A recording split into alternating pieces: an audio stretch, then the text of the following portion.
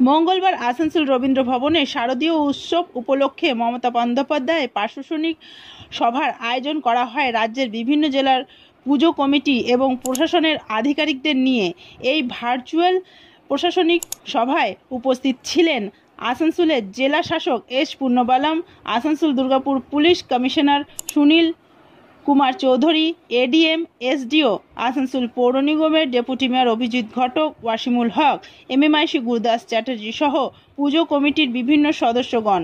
রাজ্যের মুখ্যমন্ত্রী মমতা বন্দ্যোপাধ্যায় দুর্গাপুজো উপলক্ষে দুর্গাপুজো কমিটিগুলোকে 85,000 টাকা করে দেবে বলে ঘোষণা করেছেন।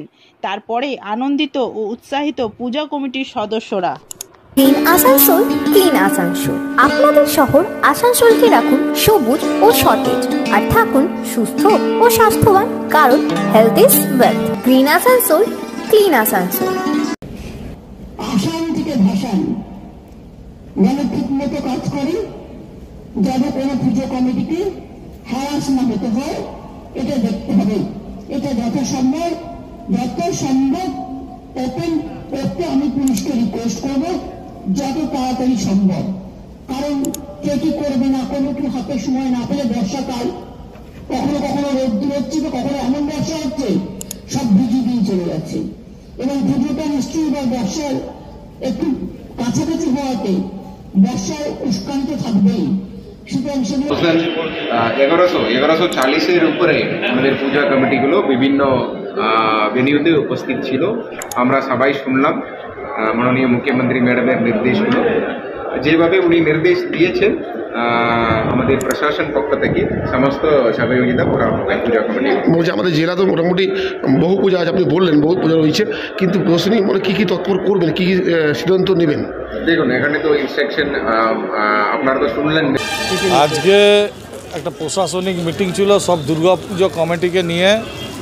খুব তাড়াতাড়ির মধ্যে কাল রাতে 7টার সময় সার্কুলার আসে যে প্রতিটা পুজো কমিটিকে নিয়ে যাতে এই পুজো সুষ্ঠুভাবে কাটে, এবং সেই জন্য মাননীয় মুখ্যমন্ত্রী আজকে যে বার্তা দিলেন সব ক্লাবকে 85,000 টাকা করে দেওয়া হবে।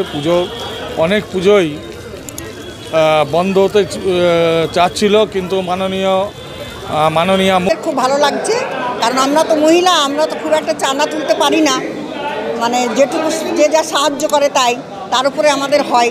যা উনি দিলেন তাতে আমরা খুব খুশি। কত বছরের পুজো আপনাদের? আমাদের পুজো 27-28 করেছেন। এটা বাস্তব একটা সিদ্ধান্ত, কারণ যেভাবে নিত্য প্রয়োজনীয় জিনিসপত্রের দাম বৃদ্ধি পেয়েছে, সেখানে 15,000 টাকা বাড়িয়ে দিয়েছে। আমাদের পুজো কমিটির খরচও অনেক বেশি বাড়ছে, বেড়ে যাচ্ছে কন্টিনিউ, এবং উনি সময়ের সাথে সাথে পুজোর